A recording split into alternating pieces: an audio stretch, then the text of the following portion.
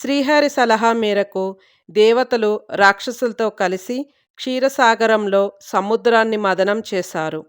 సముద్ర మదనం నుండి హలాహలం, కామధేనువు, తెల్లని అశ్వం, ఐరావతం, కల్పవృక్షం, అమృతంతో పాటు లక్ష్మీదేవి కూడా జన్మిస్తుంది.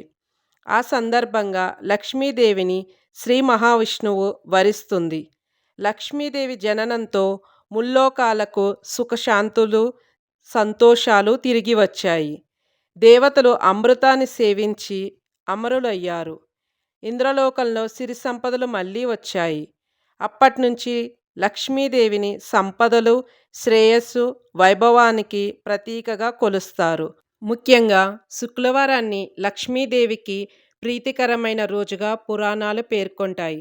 అందుకే శుక్రవారం రోజు ప్రజలు భక్తి శ్రద్ధలతో అమ్మవారిని పూజిస్తారు. మీకు ఈ వీడియో నచ్చినట్లయితే నా ఛానల్ను సబ్స్క్రైబ్ చేసి నాకు సపోర్ట్ చేయండి. Thank you.